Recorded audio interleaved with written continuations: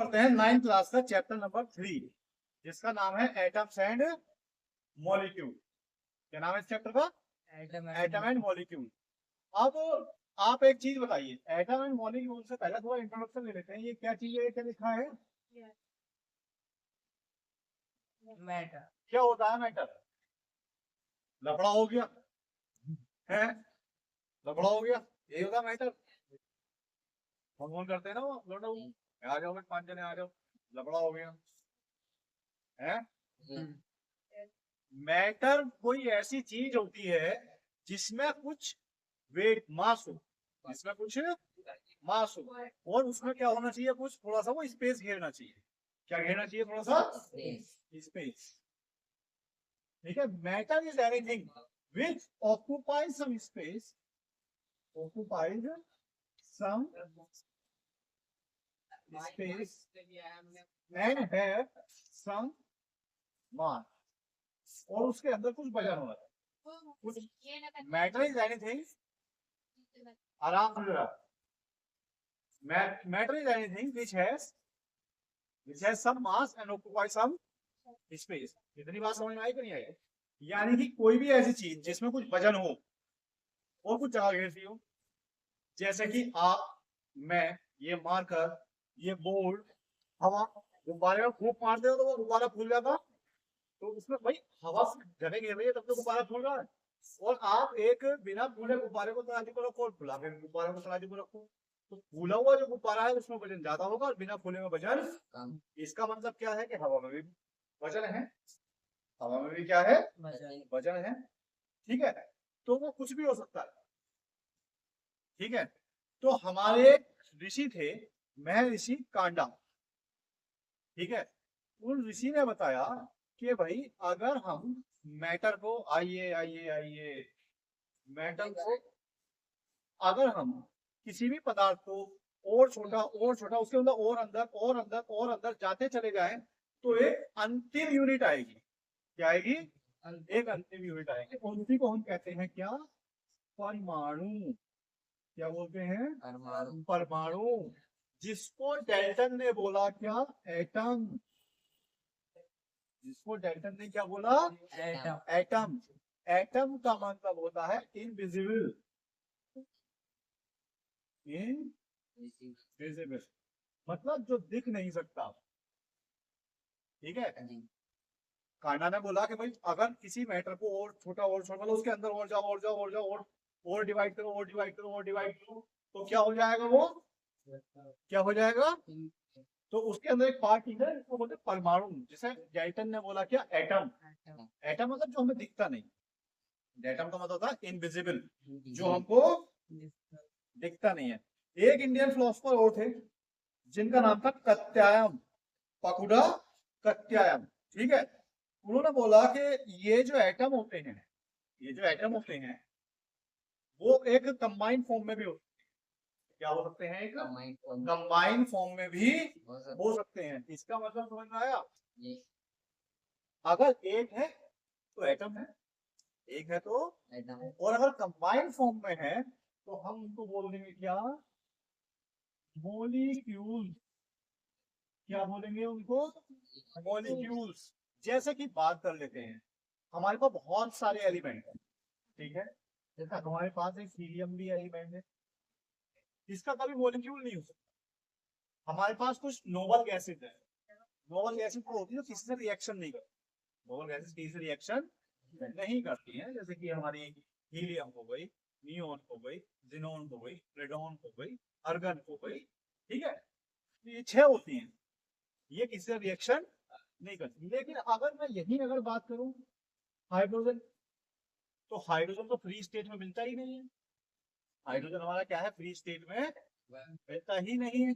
तो एक आएगा इसका और एक आएगा इसका, और ये दोनों का कर लेंगे बॉन्ड बना लेंगे और ये हो जाएगा हाइड्रोजन का मॉलिक्यूल। देखो ये तो है एक एटम हाइड्रोजन, ये क्या है? हाइड्रोजन का एक एटम। और जब दो एटम कंबाइन हो गए तो उसको क्या बोलेंगे हम? मॉलिक्यूल। जब दो एटम कंबाइन हो गए तो उसको क्या बोलेंगे हम? मॉलिक्यूल। और जरूरी नहीं है कि दोनों सेम एलिमेंट के हो, अलग अलग हो सकते हैं। जैसे कि सी O देखो, एक कार्बन, दो बॉन्ड इसके ऑक्सीजन से यहाँ बन रहे हैं और दो बॉन्ड ऑक्सीजन से इसके यहाँ बन रहे हैं, तो ये क्या हो गया, कार्बन डाइऑक्साइड। ये कार्बन डाइऑक्साइड का मॉलिक्यूल है। देखो, ऑक्सीजन का अलग एटम है, कार्बन का, और जब दोनों मिल गए तो इसको मॉलिक्यूल हुआ। समझ में बात आई कि नहीं आई? इतनी बात आपके समझ में आई कि नहीं आई? ठीक है। ये जो मैटर है कुछ प्रॉपर्टी है, कुछ लॉ है, इनमें कुछ नियम है तो 4-5, लेकिन हम यहाँ पढ़ेंगे केवल 2। है तो 4-5, लेकिन हम यहाँ कितने पढ़ेंगे? 2 पढ़ेंगे। ठीक है। अब 4-5 लो होते हैं, 4-5 में से हम क्या करते हैं, एक तो सबसे बड़ी मुसीबत क्या है कि स्पेलिंग याद करनी पड़ती है, स्पेलिंग लिखने में बड़ी दिक्कत हो जाती है। ठीक है ना? तो केमिकल कंपोजिशन के हम अभी 2 लो पढ़ेंगे। कितने लो पढ़ेंगे ब्रो? 2 लो पढ़ेंगे। चलिए, पहला लो है लो ऑफ हाथों में चूल्हे के कंजर्वेशन हाथों में चूल्हे time of mass. Law of conservation of mass. दूसरा लो क्या है?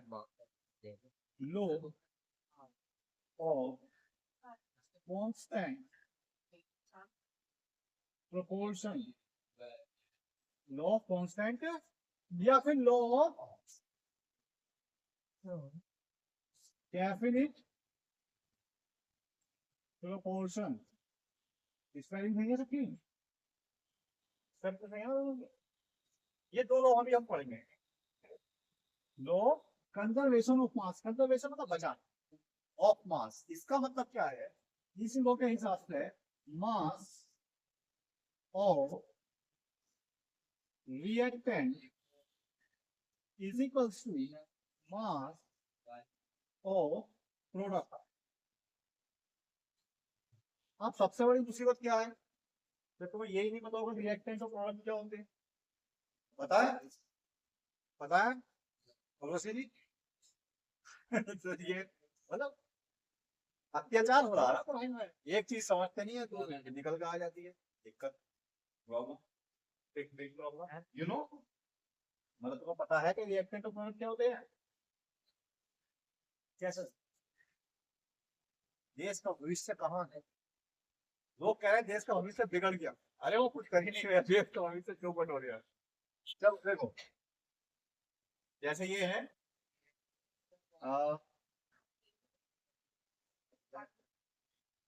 H प्लस Cl, इनकी कॉम्बिनेशन करी तो क्या बन गया? HCl। यानी कि जो दो चीजें आपस में रिएक्शन कर रही हैं, जो दो चीजें आपस में रिएक्शन कर रही हैं, उनको बोलते हैं रिएक्टेंट। रिएक्टेंट। और जो रिएक्शन के बाद हमको मिला वो क्या होता है? प्रोडक्ट। क्या होता है वो? इतनी बात आपके समझ में आई कि नहीं आई? आ गई।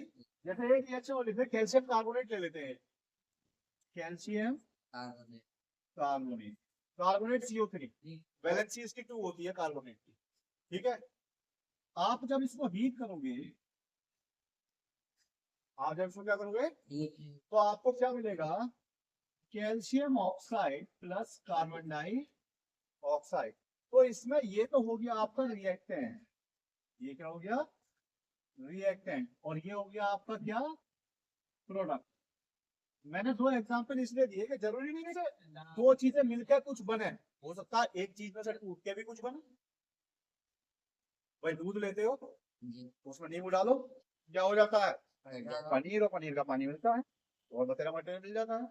ठीक है, जरूर बोल रहे, बहुत सारी चीजें, 2 या 2 से ज्यादा चीजें जुड़े हैं, हो सकता है कुछ है भी। ठीक है, 10वीं क्लास में पहले चैप्टर में पढ़ोगे आप लोग, या और नोट या। चलो, ये रिएक्टेंट हो गए। अब हम पता कर लेते हैं कंजर्वेशन ऑफ मास कैसे हो रहा है इसका। देखो, हाइड्रोजन का एटॉमिक मास कितना भैया?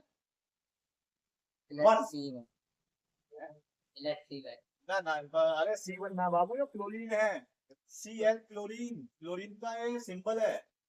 अभी पढ़ेंगे, इसी चैप्टर में है 2-3 टॉपिक। आप इसका एटॉमिक मास 1 होता है और क्लोरीन का एटॉमिक मास होता है 30.3 35.5 35.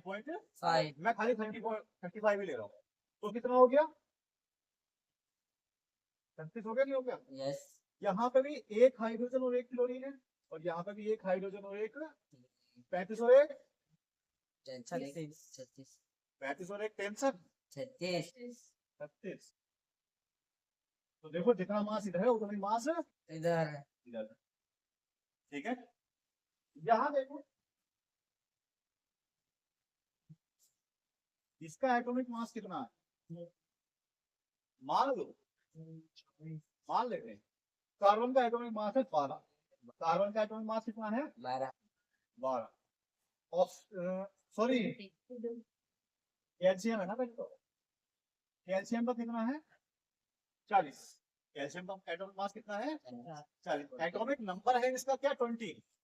एटॉमिक नंबर 20 यानी 20वें नंबर का आता है, और एटॉमिक मास है 40। 40 फिर है कार्बन। कार्बन का एटॉमिक मास कितना है? अभी तो बताया था 12। 12 याद रखना, अभी अगले टॉपिक में आए। ऑक्सीजन का एटॉमिक मास कितना है? ऑक्सीजन 16। 16 तो देखो कैल्शियम की एक है, ये भी एक है, और ये भी, ये 3 है। अभी ट्विस्ट आने वाला है। 40 12 और 16 किया 48। कितने हो गए बाबू ये? जल्दी बोलो। 100 हो गए, नहीं हो गए भाई? 40 और 12 और 48 60। 12 48 60 भाई, इतनी बात समझ में आई? यानी कि हमारा जो कैल्शियम कार्बोनेट है वो कितना है? कैल्शियम कार्बोनेट कितना है हमारा? 100 ग्राम लिख लो, क्या जाता है। अब यहाँ देख, कैल्शियम का एटॉमिक मास बताओ फटाफट कितना है? 40 40। एक ही है ना? जी और ऑक्सीजन कितना है? 16 16। 40 और 16 56। 56 देखो कैल्शियम का है 40 और ऑक्सीजन का है 16, ये दोनों मिला के क्या हो गया? 56 56। फिर अब कार्बन का कितना है? 12। और ऑक्सीजन का? और ऑक्सीजन है कितने हैं? 2 हैं, ये देखो ध्यान से, कार्बन डाइऑक्साइड वो भी जी, वो भी दे बराबर इंटू 12 गुणा 16 दूनी 32। ये हो गए कितने? 44। 44 56 और 44 100। तो इधर वाले भी 100 और इधर वाले भी 100। दोनों का आपका मास सेम है कि नहीं? या तो बात समझ में आए? दोनों का अपना मास सेम है कि नहीं है? रिएक्टर का प्रोडक्ट समझ में आ गए? मैटर क्या था समझ में आ गया? नहीं समझ में आया हो तो पूछ लो, नहीं समझ में आया तो पूछ लो। अब चलते हैं लो कांस्टेंट प्रपोर्शन। काय पे चलते हैं भैया? लो कांस्टेंट प्रपोर्शन। कहने का मतलब है कि हमारा जो मॉलिक्यूल बनता है ये एटम से ज्यादा मॉलिक्यूल के लिए है। समझ में आई बात? अब देखो एक है तो ये भी एटम के लिए नहीं, ये भी मॉलिक्यूल के लिए और ये भी मॉलिक्यूल के ही लिए है। हमारा जो प्योर सब्सटेंस है उनका प्रपोर्शन हमेशा क्या रहेगा? सेम रहेगा। उनका प्रपोर्शन क्या रहेगा? हमेशा सेम सेम। कैसे? देखो हम ले लेते हैं वाटर। क्या ले लेते हैं? वाटर का फॉर्मूला बताओ बेटा आपको। H2 H2O हाँ के ना? हाँ अच्छा, ये हाइड्रोजन का एटॉमिक वेट का एटॉमिक मास क्या है? हाइड्रोजन का एटॉमिक मास क्या है?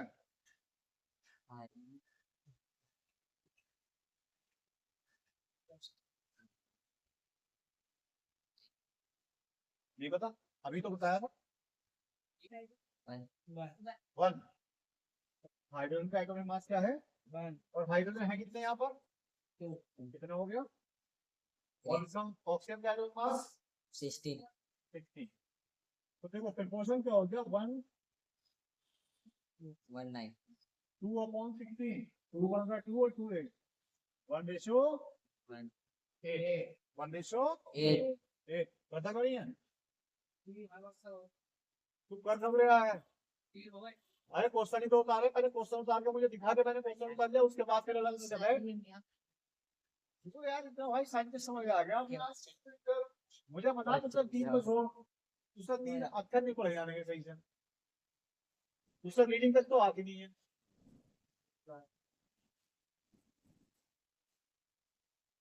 तीन हुए,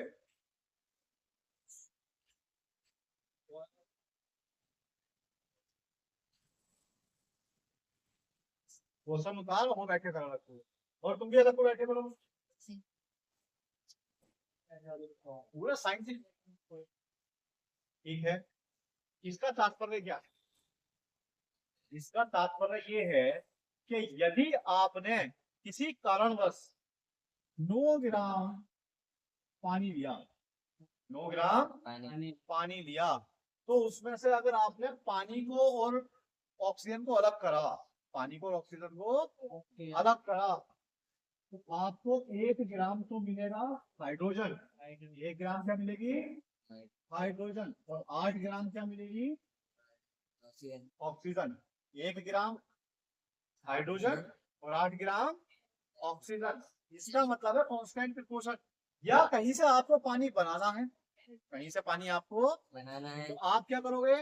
1 ग्राम हाइड्रोजन ले लो और 8 ग्राम ऑक्सीजन ले लो, और दोनों को कंबाइन करा दो तो आपको 9 ग्राम वाटर मिल जाएगा। या फिर 2 ग्राम हाइड्रोजन और 16 gram oxygen, 3 gram hydrogen 24 gram oxygen. वो पढ़िए ना 7th क्लास में इक्विवेलेंट फ्रैक्शन, इक्विवेलेंट फ्रैक्शन पढ़े थे, वही है ये। मतलब वही नहीं है, मतलब वैसे ही होंगे कि दोनों की मल्टीप्लाई ऊपर नीचे सेम नंबर है। इतनी बात आप लोगों को समझ आएगी। एक आधा एग्जाम्पल और देगा बताऊं? एक आधे है किस चीज का देगा बताऊंगा?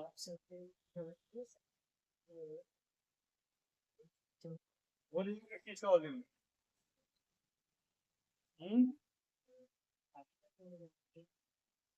किस चीज का है?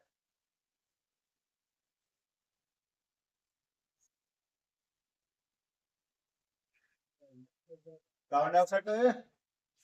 देखो कार्बन डाई ऑक्साइड, इसका एटॉमिक मास कितना है कार्बन का? 2। तो हीलियम का 14, वेरी गुड। 12। ऑक्सीजन का 16 तो नहीं, क्योंकि ये 2 है ना, 2 है तो ये हो गया 12। अब इन दोनों को एक दूसरे का अपॉन में रख लो, 12/30 4 दिया 12। कितना प्रोपोर्शन आया? 3 और 8।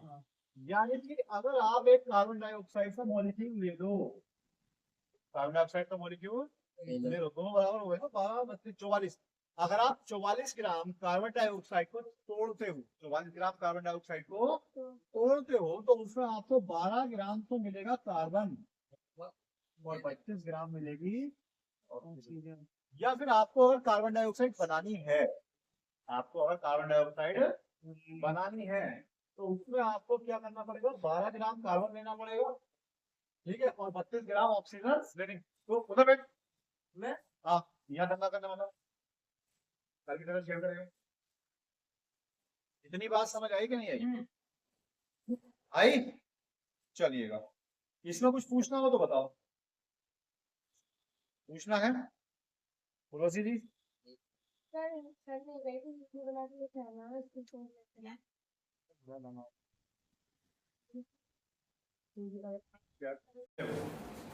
है अभी अभी हमने जो भी पढ़ा उसका अगला पार्ट में क्या है कि डेल्टन एटॉमिक थ्योरी। क्या?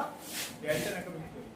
डेल्टन ने एटम के बारे में कुछ लॉ बताए थे, कुछ बातें बताई थी, समझाया। जैसे हम किसी बच्चे के बारे में बात करते हैं कि पढ़ने में अच्छा है, खराब है, हैंडसम है, बदसूरत है, गंजा है। हाँ दाढ़ी तो नहीं है हमारे, बहुत दिनों बाद रखने में गर्मियों में तो नई शैली बना दे रहा। ठीक है, तो ये कुछ 5-7 बातें हैं उसके बारे में जो आपको कुछ पता होंगी और कुछ बात पता करेंगे। ठीक है, जैसे कि सबसे पहली बात क्या है कि वेरी थिन पार्टिकल, एटम जो है बहुत बहुत छोटे पार्टिकल से बना होता है, ठीक है, बहुत छोटे पार्टिकल से बना। अब जब इतना छोटा है तो वो डिवाइड तो हो नहीं सकता, तो क्या होता है ये इनडिविजिबल, यानी कि एटम को और बांटा नहीं जा सकता। हालांकि अभी हम इसके जो एक्सेप्शंस हैं उसमें पढ़ेंगे, लिमिटेशंस में पढ़ेंगे आगे। ये उसने जो है कैल्टन ने बोला था कि एटम के और हिस्से नहीं किए जा सकते, लेकिन इसकी लिमिटेशन भी है। क्या है लिमिटेशन? है लिमिटेशन क्या है कि भाई हम क्या पढ़ते हैं कि एटम है और एटम में क्या होते हैं, एटम के कुछ पार्ट होते हैं, प्रोटॉन, इलेक्ट्रॉन और न्यूट्रॉन। ये पढ़ा है कि नहीं पढ़ा? अभी लिमिटेशन में पढ़ेंगे और हम पढ़ते भी हैं न्यूट्रॉन, इलेक्ट्रॉन, प्रोटॉन, ठीक है ना।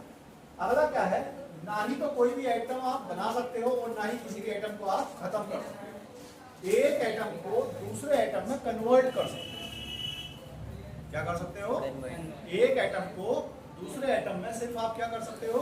कन्वर्ट कर सकते हो, ठीक है।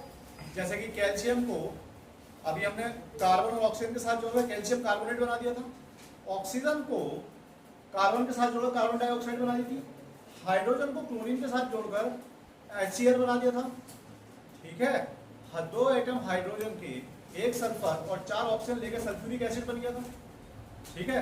तो हम क्या कर सकते हैं, सिर्फ एक एटम को कंबाइन करा के मॉलिक्यूल, मतलब उसकी फॉर्म चेंज कर सकते हैं। इतनी बात समझ आई कि नहीं आई?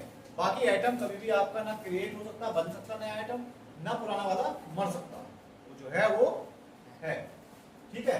अब क्या है, एटम हमारे मैनी टाइप, बहुत सारे टाइप के होते हैं, मतलब अलग अलग एलिमेंट के होते हैं।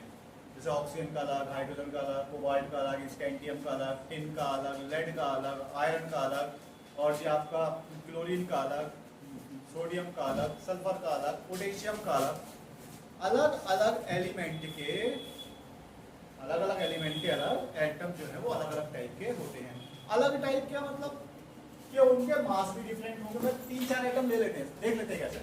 मान लो एक मैंने इधर साथ दिखा दिया, इधर मान लो एक हाइड्रोजन है, एक ऑक्सीजन ले लिया, एक नाइट्रोजन ले लिया, सोडियम ले लिया। सोडियम का साइंटिफिक नेम वैसा है नेट्रियम, इस वजह से उसे Na लिखा जाता है। अब याद करेंगे बात, इसका एटॉमिक वेट 1 और खाली एक न्यूक्लियस और एक ही सेल होता है इसमें, ठीक है। इसका 16, ठीक है। इसमें एक सेल 2 का और एक 6 का होता है, एक 2 का और एक 6 का होता है। इसका कलर ब्लू होता है, इसका कलर ग्रीन होता है, नाइट्रोजन का ग्रीन, ठीक है। अब इनकी शेप भी अलग अलग, साइज तो चेंज हो रहा ना। नाइट्रोजन का पहला शेल 2 का है और उससे बाहर वाला शेल 1 2 3 4 5 6, 5 ही तो होते हैं, 1 2 3 4 5, 2 अंदर, ठीक है। इसकी इलेक्ट्रॉनिक कॉन्फ़िगरेशन पहले 2 1 2 3 4 5 6 7 8 और बाहर वाले में 1, ठीक है। तो इनका शेप अलग अलग होगा, अलग अलग एलिमेंट का शेप अलग होगा, इनका साइज अलग होगा, इनका मास अलग होगा, इनका टेक्सचर अलग होगा, इनका कलर अलग होगा, इनका काम अलग होगा, इनकी रिएक्टिविटी भी अलग होगी। जैसे सबसे ज्यादा रिएक्टिव एलिमेंट माना जाता है पोटेशियम को, सोडियम को। तुमने टीवीओ में देखा होगा, वो ब्लास्ट होते रहते हैं, पानी के अंदर भी धमाके होते हैं। तो अगर सोडियम को आप खाली पानी में डालो तो इतना तेज रिएक्ट कर रहा है कि तुरंत धमाका कर देगा, ठीक है। कुछ एलिमेंट ऐसे तो रिएक्ट नहीं करते, जैसे गोल्ड बहुत मुश्किल से रिएक्ट करता है, ठीक है। तो रिएक्टिविटी भी अलग है, कुछ एकदम कर जाते हैं, जैसे आयरन है धीरे धीरे रिएक्ट करता है। आयरन क्या है? धीरे धीरे रिएक्ट करता है। एल्युमिनियम है, स्टीम से रिएक्ट करता है, भाप से रिएक्ट करता है। आयरन सादी ऑक्सीजन से कर जाता है, मॉइस्चर से, जो हवा इससे रिएक्ट कर जाता है। मतलब अलग अलग चीजों से रिएक्ट करेंगे। मतलब कुल मिलाकर फिजिकल प्रॉपर्टी और chemical property different different element की क्या होती है, डिफरेंट डिफरेंट होती है। क्लियर और नॉट क्लियर है? Atom of same atom, same element हो,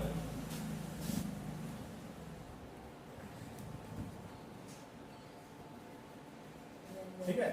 सेम एलिमेंट के जो एटम होते हैं वो आइडेंटिकल एक से होते हैं। क्या है, कैसे होते हैं? एक से। जैसे अब मान लो हम हाइड्रोजन ले लेते हैं, तो इसकी एक शेल है और उसमें एक ही इलेक्ट्रॉन है, ठीक है। तो जितने भी हाइड्रोजन के एटम होंगे सब में एक शेल एक इलेक्ट्रॉन, एक शेल एक इलेक्ट्रॉन, एक शेल एक इलेक्ट्रॉन, और जो एक का कलर है वही सबका कलर भी होगा, एटॉमिक मास भी सबका सेम होगा, ठीक है। हालांकि ये बात आइसोटॉप्स में आकर कन्वर्ट हो जाती है। आइसोटॉप में क्या है, सेम एलिमेंट है, उनका एटॉमिक मास अलग अलग हो जाता है, ठीक है। पढ़ेंगे अभी, आप टेंशन ना लो। हाँ जी, आपका कॉपी का तुम क्या करोगे? कॉपी कर लेंगे। हर्षित जो पकौड़े मंगाओ वो कौन खाओ? ये रहा ये अब।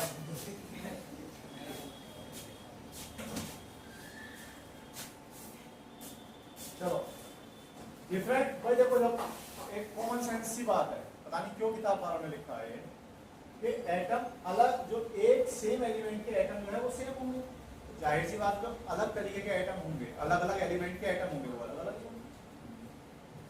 सिंपल सी बात है, इसको सोचने समझने वाली बात नहीं है, ठीक है। इतनी बात समझ आई। और यही एटम ही है जो केमिकल रिएक्शन में पार्टिसिपेट करते हैं। एटम ही है, सबसे छोटी एटम ही है जो भी क्या करता है, केमिकल रिएक्शन में पार्टिसिपेट। अभी रिएक्शन लिख के दिखाई नहीं थोड़ी देर है, ठीक है। तो वही किसी का एटम उधर चला गया, किसी ने कंबाइन कर लिया, तो एटम के इलेक्ट्रॉन ही इधर उधर होते रहते हैं, या तो शेयर होंगे या फिर एक एलिमेंट से निकलकर दूसरे एलिमेंट में चले जाएंगे। उसी को हम कहते हैं केमिकल रिएक्शन, सॉरी मॉलिक्यूल। जब बन जाता है मॉलिक्यूल, अलग अलग है, एक सिंगल है तो एटम, और बहुत सारे मिल गए या दो से ज्यादा मिल गए तो क्या हो जाता है, वो मॉलिक्यूल। अभी पढ़ा था जी। एटम जो है कंबाइन होकर क्या बनाते हैं, मॉलिक्यूल बनाते हैं। यानी कि दो तीन पॉइंट अगर पता लग जाए तो सारे के सारे पॉइंट पता लग जाएंगे। कंबाइन इन सिंपल रेशो, यानी कि अभी हमने क्या पढ़ा था कि एटम हमने लिए थे, तो हमेशा एटम 1 आया था, 2 आया था, 3 आया था, 4 आया था। ऐसा तो एटम नहीं है ना कि इस वाले एलिमेंट का एटम 1.5 हो और इसका 2.6 हो, नहीं था ना। यानी कि सिंपल रेशो होल नंबर में होते हैं। यानी कि जैसे मैं एक बार लिख के बताया था, जैसे ये हाइड्रोजन का होता, वाटर का लिया था, अभी वाटर का लिया था, इनका रेशो क्या आया था, 1:8 आया था, नहीं आया जी। 1:8 आया था। कार्बन डाइऑक्साइड का लिया ना, कार्बन डाइऑक्साइड का, जैसे कि आप इसका शुगर का ले लो,